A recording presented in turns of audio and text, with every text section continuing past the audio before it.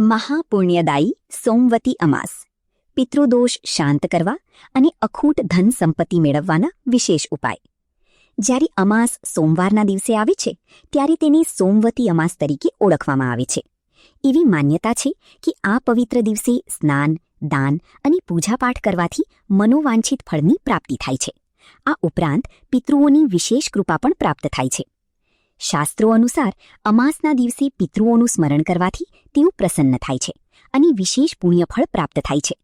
આ સાથે જ આ દિવસે કેટલાક ખાસ ઉપાય કરવાથી પતિને દીર્ઘાયુષ, ઘરમાં સુખ સમૃદ્ધિ, માનસિક શાંતિ અને પિતૃદોષમાંથી મુક્તિ મળે છે.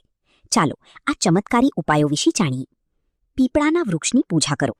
ધાર્મિક માન્યતાઓ અનુસાર સોમવતી અમાસના દિવસે પીપળાના વૃક્ષ નીચે સરસવના તેલનું દીવો પ્રગટાવો. ત્યારબાદ શ્રદ્ધાપૂર્વક 7 વાર પરિક્રમા કરો. આનાથી ગ્રહદોષોનો પ્રભાવ ઓછો થાય છે અને જીવનમાં સકારાત્મક ઉર્જાનું સંચાર થાય છે. પિતૃઓનું તર્પણ કરો.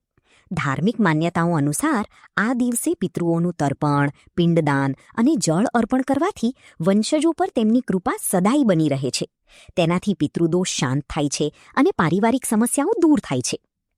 ઓમ પિતૃભ્ય નમઃ મંત્રનો જાપ કરો. સોમવતી અમાસના દિવસે 108 વાર ઓમ પિતૃભ્ય નમઃ મંત્રનો જાપ કરવો ખૂબ જ ફળદાયી માનવામાં આવે છે. આનાથી પરિવારમાં સુખ સમૃદ્ધિ બની રહે છે, મનને શાંતિ મળે છે અને ઘરમાં બરકત આવે છે.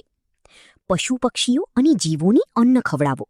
શાસ્ત્રો અનુસાર સોમવતી અમાસના દિવસે ગાય, કાગડા અને કીડીઓને ભોજન કરાવવું જોઈએ.